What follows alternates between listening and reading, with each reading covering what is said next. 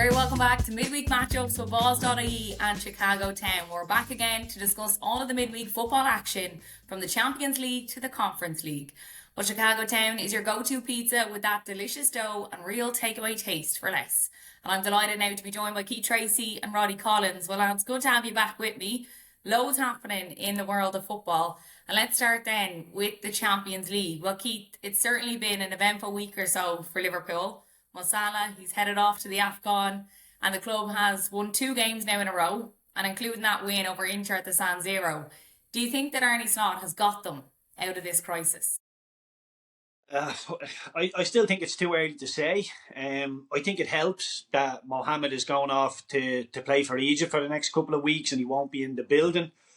I think it also helped that Gomez got injured on the weekend and he brought him on. He put Szoboszlai at right back and brought Salah on, I think it was within the first half an hour. So that sort of helped as well, although I know Mo got an assist, but it was one of those floaty little crosses to the back post. It's not an assist you'd be bragging about when you go home, but he got an assist. It will get his numbers moving forward again. But it's a lot of wait and see still for me, Aisling. When you think Salah is going away now, if Liverpool play well while he's away, then that question remains. Do you start Salah? Is the press enough? Does he have enough legs to do what you need him to do off the ball versus what he does on the ball?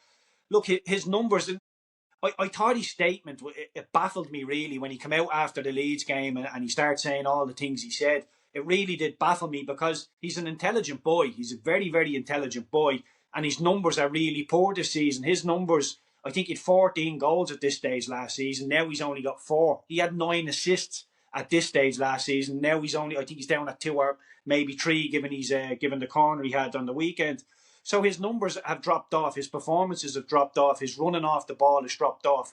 The one thing I have sympathy with Salah about is that everybody in that Liverpool team is underperforming other than Szoboszlai and Ekitike. Everybody else was open to being dropped. So Salah's probably thinking, why me? I've been brilliant for so long and I dip and all of a sudden I'm out of the team. I get that. But you can't air that. You cannot go to the media and start airing all that stuff, saying, I'm not sure why I'm on the bench. Just smacks of it's an unintelligent thing to say when you're not playing well. You're obviously not going to play. Have Liverpool turned the corner? There's signs of that, but they're still 10 points off of Arsenal. Maybe they're looking at, they're level on points with Sunderland at the minute. So people are saying, if they're in a title race, Sunderland are in a title race. And I don't see Sunderland being in a title race. I think if Liverpool were to get Champions League football next season, given how inconsistent they've been, I think they would take that. Is Salah the mainstay? Is he going to be the right winger moving forward for Liverpool? I don't think so. I think you ask the Liverpool bigwigs, you ask the Liverpool fans now, they would probably say giving Salah £400,000 a week for the next 2 years looks like a bad move. But I'm sure Saudi Arabia are lingering in the background and possibly wanting to take him. I don't know, Aisling. I think Arne Slot handled it really, really well. A lot of the media, the narrative coming out was it's either Slot or it's Salah. It doesn't have to be like that. Both can exist within Liverpool if the manager plays it right. So there's a lot of wait and see. I don't see them winning the Premier League. They could come out of nowhere and win the Champions League. I know PSG weren't great last season in the early stages and then went on to win it. So it still could be a good season, but I don't see it being a Premier League winning season. Well, Keith, there are problems. If you talk about Salah going forward and their attacking play, there are problems at the back. Even with their 1-0 win the other night and then their 2-0, they still look ropey at 1-0. They're very, very poor at the back. And as the old saying goes, defence wins championships, they win titles, you know what I mean? So Salah, for me, I hope he doesn't come back, to be quite honest with you. I think he done this with Klopp. He threw his dummy out of the pram and Klopp dropped him about 3 years ago. Now, he didn't come out with such a statement because he wasn't in a position then. But I think, the old adage that you're only as good as your last game, he needs to listen to that one because it's been absolutely terrible. And I know his numbers are great and he's with a great side. However, I never really fancied him. I always thought he was a very selfish player. I mean, when Manny was in the team, there was conflict between the two of them as well. He would never, ever play Manny in if there was an opportunity. And even on Saturday when he come on, he threw a few shapes. But he was off it. There was a couple of more assists he could have set up. There was I think it was 3-on-1, and he made a hash of it, So I think there's too much said about him. I think if he goes now and doesn't come back, it'd be better for everyone, to be quite honest with you. I don't see him correcting the season, like in comparison to last year. When you're looking for a new contract, you're always going to get your best numbers. And I think he's got that now. And he can sit on it and pick his next move. And I hope it's Saudi Arabia. I'm not a Liverpool fan, but I do like to watch them play. And I hope he doesn't come back, to be quite honest with you. It is rare that you see a player come out and speak like the way he did. Roddy, overall, what did you think about how Liverpool actually handled that situation? Well, look, I'm a bit old school. He'd have been gone down the road for me, gone. Imagine Alex Ferguson putting up with that. That wouldn't have happened. But we're talking about, assets now, financial assets to a club. I'd say the manager would have loved him to be gone, and he would have loved to get rid of him, get his respect in the dressing room. However, you've a board to deal with, and it's all about money.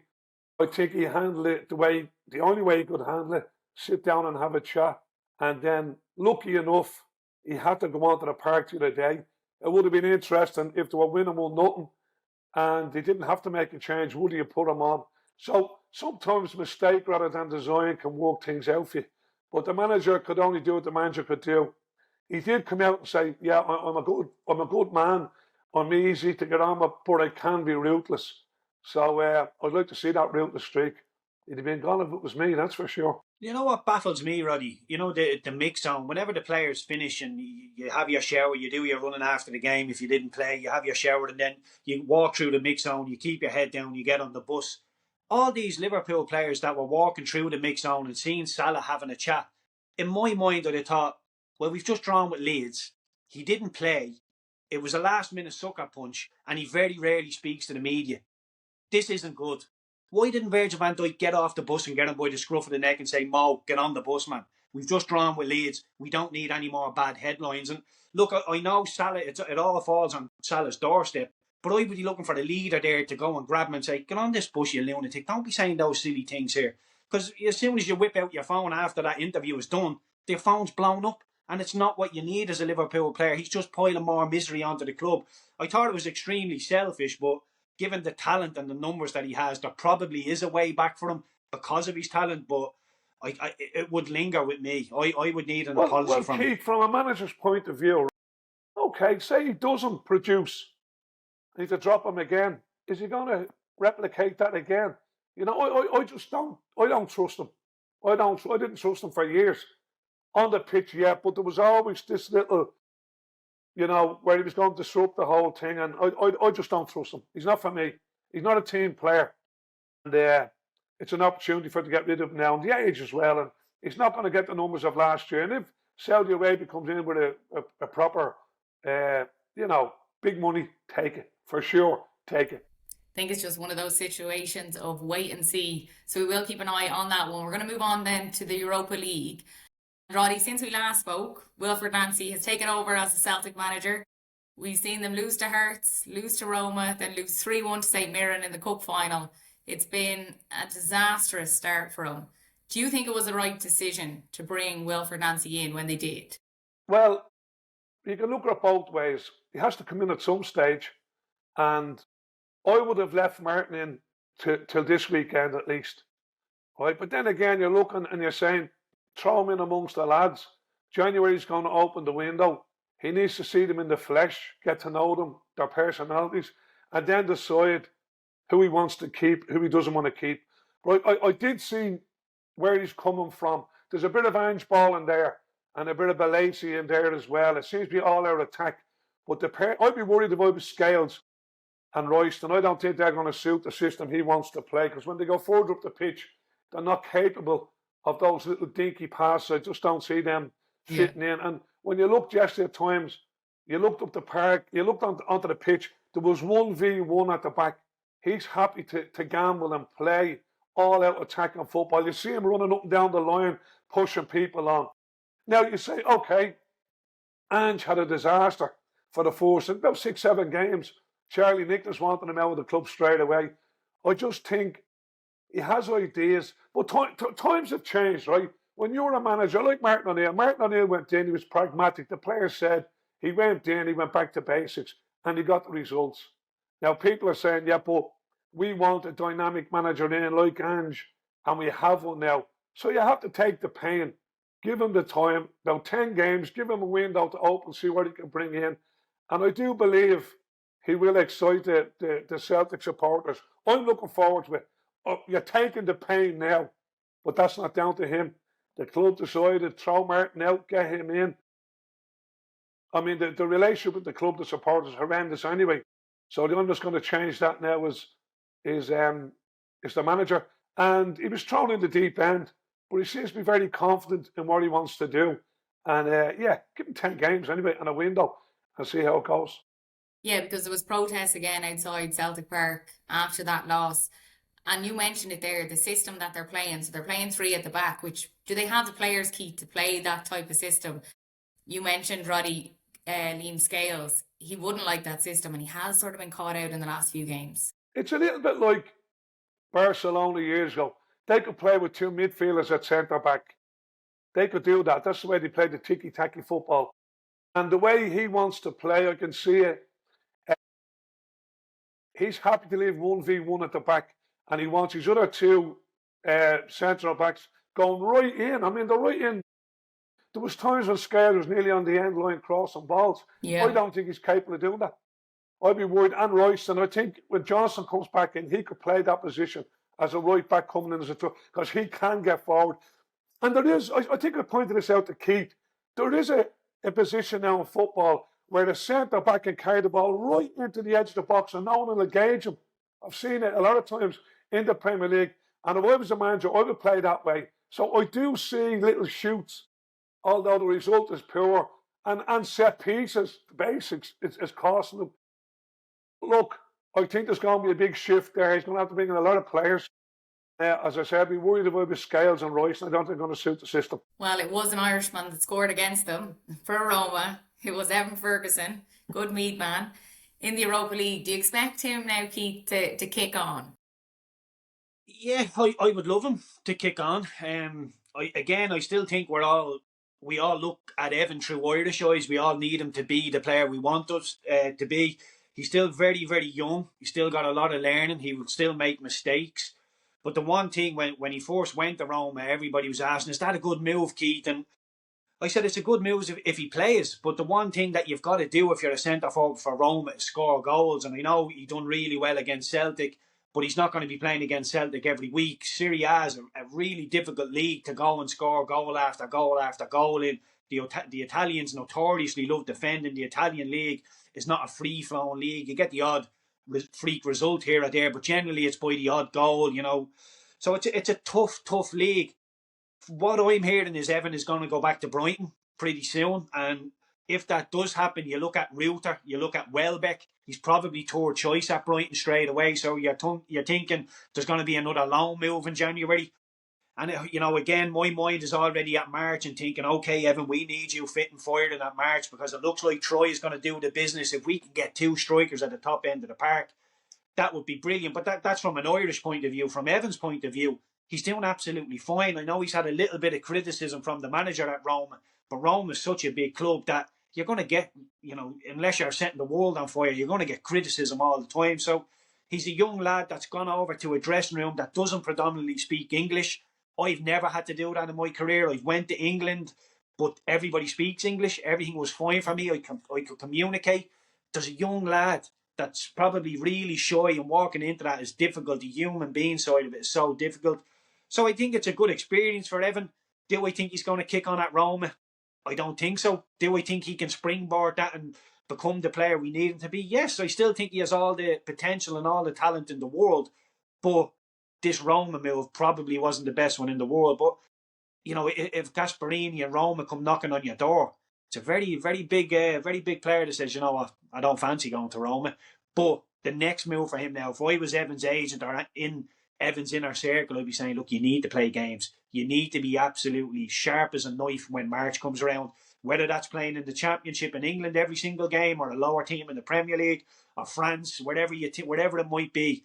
You just need to play. He needs to be playing now, and he's getting to that age now where the potential thing is going to come to an end and we need to start seeing the rewards of that. He's not quite there yet, Evan, so I still have lots of patience with him, but time is running out. But that second goal he scored against Celtic, that touch and finish, they're the type of things you see in the training round and you go, yeah, he has it. He has something about him. I think Scales' defending was quite poor for it, to be honest with you, but the touch and the finish was absolutely outstanding. And the more we see Evan like that, the more we're looking and thinking, yeah, that's the boy at 15-year-old at Bows that we all thought he's going to go and do something. And like I say, he's at AS Roma doing absolutely brilliantly. So, there's no need to press the panic button on Evan. We want him to be further down the track, of course we do, but he's in a really good place. Yeah, it's great to see.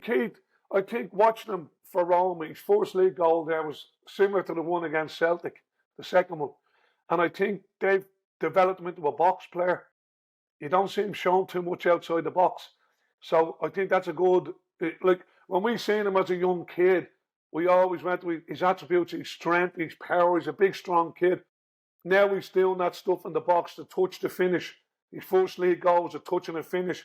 The second goal. And the first goal against Celtic was a tapped in, but it was how he got himself into that position before he tapped it in. You can see that. I would say the manager at Rome is telling him, you be in that box. I don't think you're going to see him getting one-on-ones and finishing. It's going to be touch, finish, touch, set up or whatever. But I do see that in his game, a development there, where it's not all about his physical strength. It's about his little sharpness, his touch and his finish. And it's a great move for him, Keith. As you said, the Italian league notorious for defending. So if he can find them little pockets of space where he can get a touch and a finish, if he comes back to the Championship or the Premier League even, I think he'd be a better player for it. And to be fair, I think Evan is probably going into a lot of these Roma matches with one of his arms behind his back, because like you say, Gasperini and Roma want them within the width of the 18-yard box, just finishing off stuff. They don't really want them to get involved and build up play. They don't want them running into channels and doing that sort of stuff. But Evan's brilliant at that. Evan can run channels. Evan can come deep and do all that. So if you're being told, we don't want any of that, we just want you to put the ball into the back of the net, you're putting his arms behind his back and saying, we're taking some of your attributes away from you and we want you to be the finisher. I don't think Evan is an out-and-out finisher per se. He's more of a little bit of everything. Like, that's similar to... what's his name? Was that Celtic? He's gone to Swansea now. What's his name? Edith. Oh, yeah, Adam Eden. Not a goal scorer. Won the channels all day long. But as you said at the start, Keith, striker, ball in the back of the net. That's all it's about. Look at Haaland, the game the other night. I think it was 22 minutes in before he touched the ball. His first touch, about 22 minutes in. Stats at the end of the game. How many did he score? That's what it's about. And I think, Keith, you're right. They don't want them running down the channels. They want someone putting the ball in the back of the net. But as I said there a few minutes ago, he's starting to develop into that player. Touch, finish. That's difficult. It's very difficult. But he's developing into it. So if he needs to run the channels for Ireland, which he will do for sure, and he can get in the box and finish, he's going to become one hell of an all-round player. So yeah, I think it's one hand behind your back, but all different aspects to playing in front. You have to learn. If Ida could finish even half as good as him, he'd be still at Celtic, But no, I don't fear for him. I think he's going to develop into one unbelievable player. And as you said, Keith, and Ashling, him and Troy Parra, one dropping off, one just getting into the box. Some partnership, we can get them on the pitch together. Yeah, big time. And I think he's really getting his confidence up now. And you need that. You need to be scoring goals to get your confidence up, to develop as a player. And I think playing in the Italian league, it's only going to stand to him. So I think it's exciting times ahead for Evan. Finally, then, we're going to look on to the Conference League. So the results this past Thursday meant that we're not going to have any Irish representation in the knockout stage of the competition, which is such a pity. But look, it's been great to have two teams there for the very first time. Keith, are you disappointed in Shamrock Rovers' campaign as a whole after last year's history in the group stages? I wouldn't say I was disappointed. I think when you look at Breidablik, that they just got beat by, that's disappointing. When you look at Hamrun to come, you're thinking maybe there's 6 points there, you get 7 overall, there's a chance of squeaking out of the group. But they had some difficult games to play. The AEK Athens won away. I didn't give them a hope in hell, but they probably should have won that game. There was a soft penalty against them in the last minute. So there was a couple of hard luck stories in there. And again, I find it a little bit difficult to, a lot of people, League of Ireland fans, are saying to me, oh, well, Shelbourne are knackered at this stage of the season. They've had such a long season. They're going to be tired.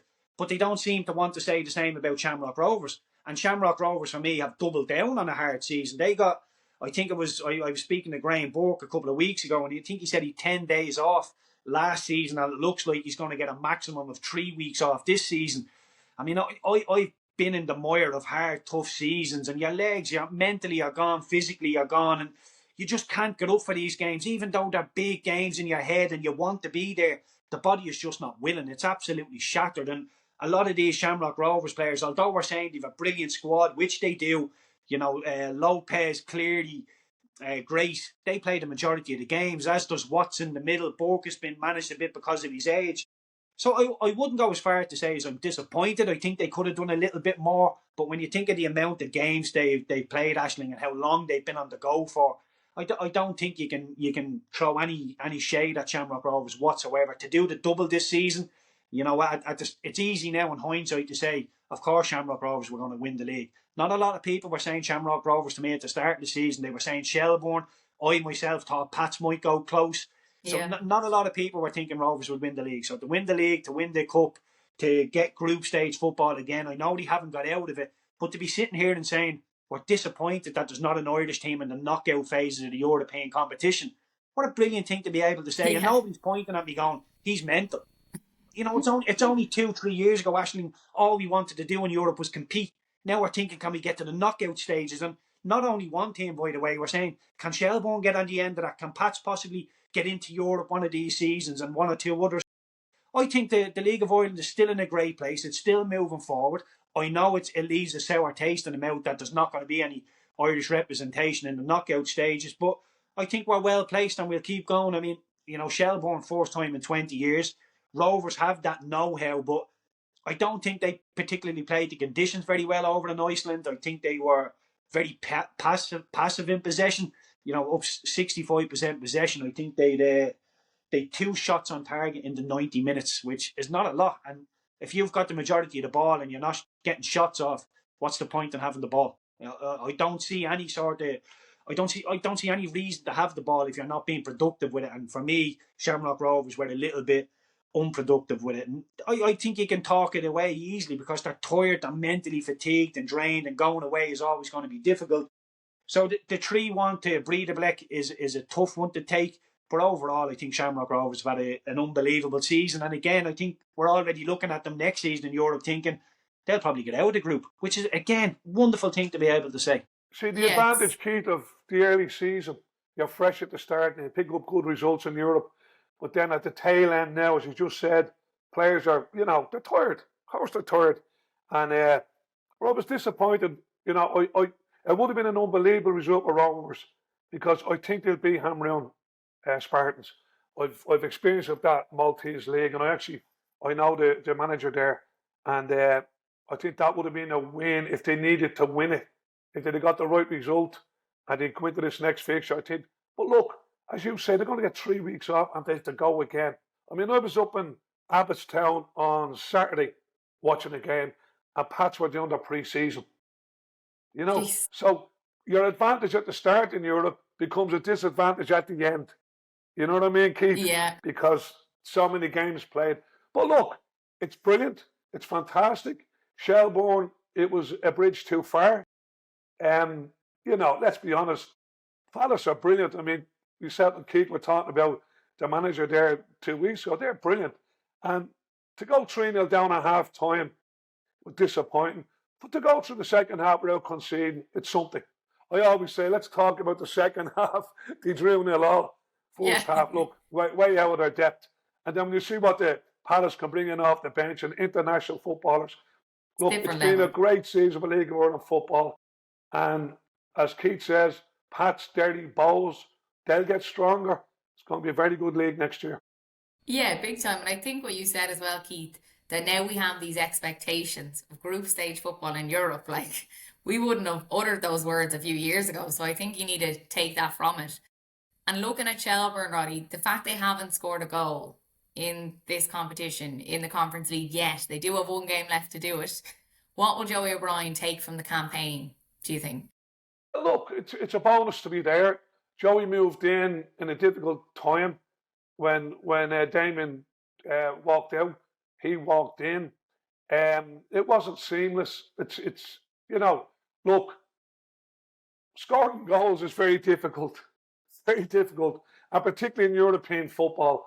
So you look at it and you go, right, what did they take out of it? Why did we concede so many goals? Like, you have to go into... I remember playing in European football and managing European football, and the most important thing I learned from the very outset was you don't give the ball away, because you give the ball away, you're going to get punished. When Shells sit down, look and analyse the whole, and go, okay, for starters, we didn't score a goal, but why did we concede so many goals? And you build from the back, and that's how it works. And obviously, scoring goals is difficult.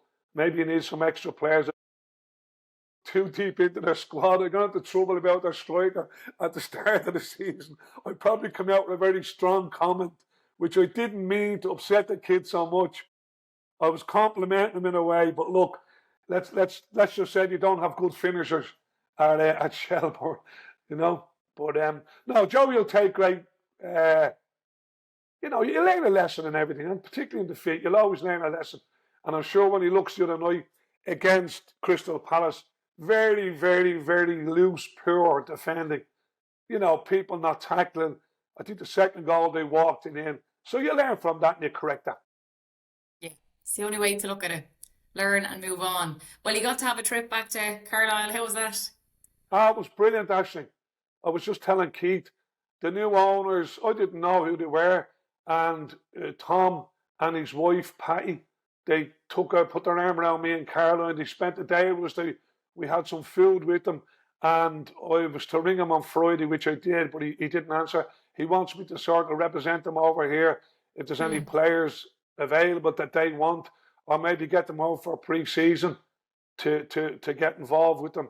Yeah, I'll do that. But it was like a closure for me. I was telling Keith I was unceremoniously slung out there, But I went back, and the reception I got from the supporters was brilliant. And I got a lovely award at half-time. And it was brilliant. I'm really happy I done it. I'm looking forward to going back out. I'm going back out in early January for the game. So, brilliant. Yeah, I'm a Carlisle supporter again.